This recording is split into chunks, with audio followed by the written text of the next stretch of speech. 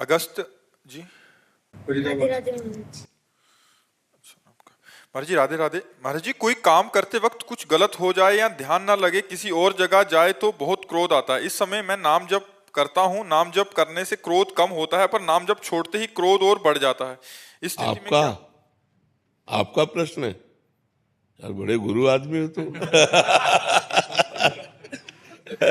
इतनी छोटी अवस्था में तो इतनी सूक्ष्म बात पकड़ रहे, बहुत बढ़िया बात है। बहुत अध्यात्म के अच्छे आदमी बनोगे तुम नाम जप करते हुए जब तुम्हारे अंदर गलत वृत्ति आती है ना, तो अंदर जो मन में गलत वृत्ति होती है वो डिलीट होती है, वो नष्ट होती है। तो ऐसे नाम जप का अभ्यास करो कि खाली समय ही ना रहे। क्रोध तभी, अच्छा क्रोध क्यों आता है? कामना से क्रोध आता है। जैसे हम चाहते हैं ये हो जाए और वो नहीं होता, तभी क्रोध आता है। क्रोध की स्वयं की सत्ता नहीं। कामा संजायते क्रोधा, क्रोधाय स्मृति विभ्रमाय स्मृति भ्रंशात बुद्धिनाशो बुद्धिनाशात प्रणश्यति।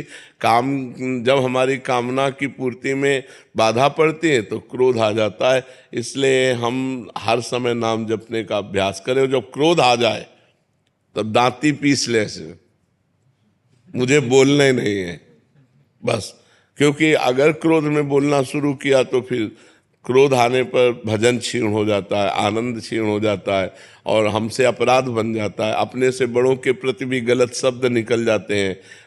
अपवित्र भाषा भी, ज़्यादा क्रोध आ जाए तो गालियां भी आने लगती हैं, जबान पे दुरुक्ति गालियां आने लगती हैं और बड़े कटु वचन निकलने लगते हैं। इसलिए क्रोध को रोकना है तो मौन धारण कर ले। जहाँ क्रोध आए उसी समय चुप, वहां से हट जाए। जहां जिस अवस्था में क्रोध आ रहा हो उस परिस्थिति का त्याग कर दे, एकांत हो जाए, मौन हो जाए, उस समय बचे। अब ये नहीं कि भिड़े, अगर भिड़े तो फिर क्रोध आ गया, फिर गाली गलौज, फिर मारपीट, फिर हिंसा। इससे जितना बचा जा सके। ये राक्षसी प्रवृत्ति है, क्रोध जो है ये आसुरी प्रवृत्ति है, ये नाश कर देती है। इसलिए सबको इससे बचना चाहिए। जिस समय क्रोध आ जाए उस समय मौन हो जाओ, जिस समय क्रोध आ जाए उस समय हट जाओ। जिस समय क्रोध आवे जोर जोर से राधा राधा बोलने लगो, क्रोध शांत हो जाएगा। मंजीत सिंह जी गुड़गांव से। जी श्री हरिवंश महाराज जी, आपके चरणों में कोटि कोटि प्रणाम।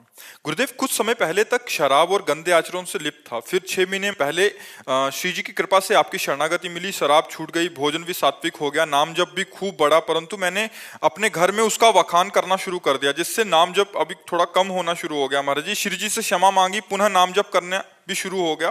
परंतु महाराज जी, क्रोध पर काबू नहीं पा पाता, जिससे बाद में घंटों पश्चाताप में जलता रहता हूँ। नाम जप भी कम हो जाता है। ऐसी स्थिति को सामान्य लाने के लिए बहुत समय लग जाता है। हाँ, नाम जब बढ़ाइए और जब क्रोध आवे तो हम क्रोध को परीक्षा समझें कि भगवान मेरी परीक्षा ले रहे हैं, मुझे क्रोध नहीं करना है।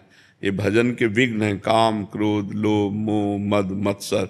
अहंकार नहीं करना, ईर्ष्या नहीं करना, परिवार से मोह नहीं करना, क्रोध नहीं करना, काम भावना से किसी पराई स्त्री को नहीं देखना। तो जब हमारा मन क्रोध में आवे तो सावधान, राधा राधा राधा राधा राधा बोलना नहीं, हमें उस विषय में नहीं बोलना। वो ऐसे हट जाना है जैसे हम अभी बात ही नहीं कर रहे थे। बिल्कुल पीछे तुरंत मुड़िए, हटिए और चल दीजिए। उत्तर चाहे बालक क्यों न हो, उस समय हट जाइए, फिर बाद में समझाइए। क्रोध के लिए उस समय वो स्थान, वो परिस्थिति आपको छोड़नी पड़ेगी। नहीं तो जहाँ प्रति उत्तर हुआ तो गालियां आएंगी, फिर वो क्रोध अपना स्वरूप प्रकट कर देगा। वो बुद्धिमानी यही कि तुरंत मौन हुई और वहां से हट जाइए।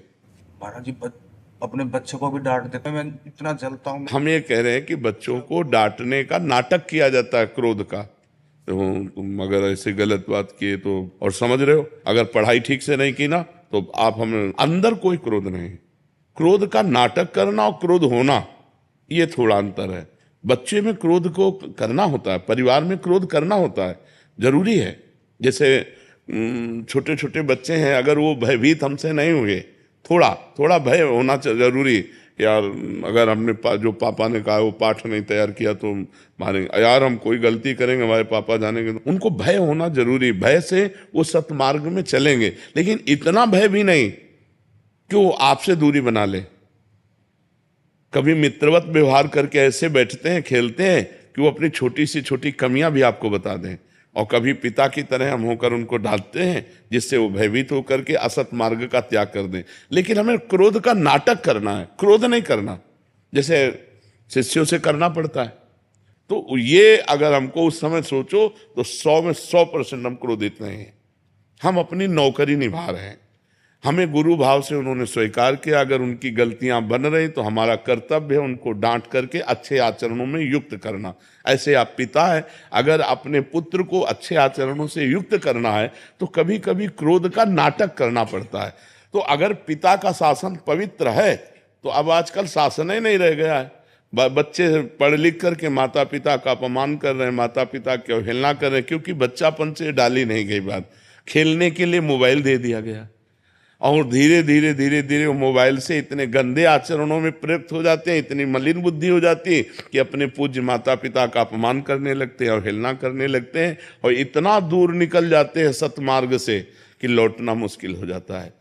गंदे गंदे व्यभिचार में, व्यसन में फैल जाते हैं।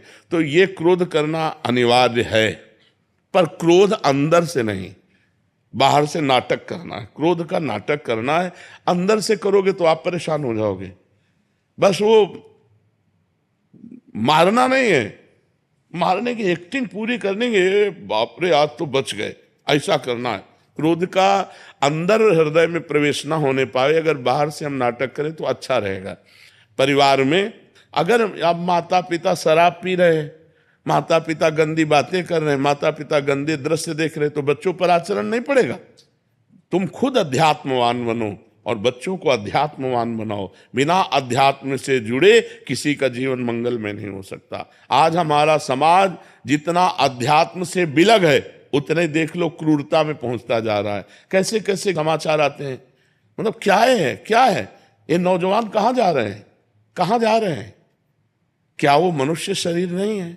क्या वो अपनी बहन नहीं है?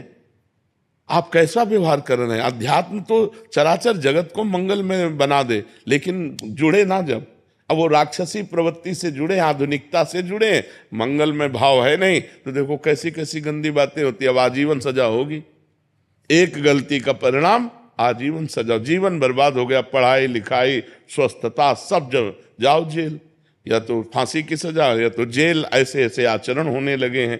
तो हमें लगता है बहुत संभलना चाहिए और अध्यात्म में जुड़कर भगवान का नाम जब अपने बच्चों से भी कराना चाहिए। थोड़ी देर बैठकर कथा सुनानी चाहिए। सत्य शास्त्रों के श्रवण से बड़ा मंगल होता है।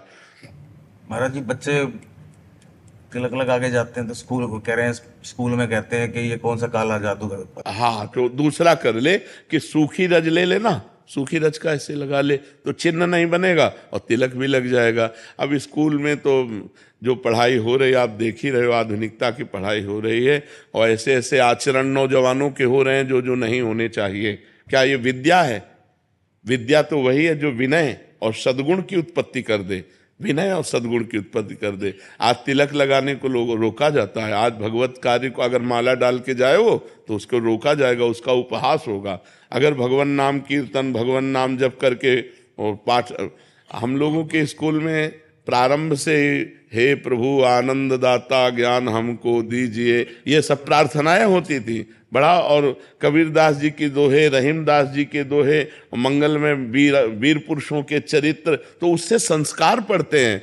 अब हम पता नहीं है कि नहीं इस समय ये चीजें। हमारे देश के वीर वीरांगनाओं और साध्वी साधुओं की चरित्र भी रखिए, जिससे पढ़ करके उनके अंदर संस्कार पड़े, उनके अंदर भाव पड़े। तो ठीक है, क्रोध करना नहीं पर क्रोध का नाटक जरूर करना चाहिए।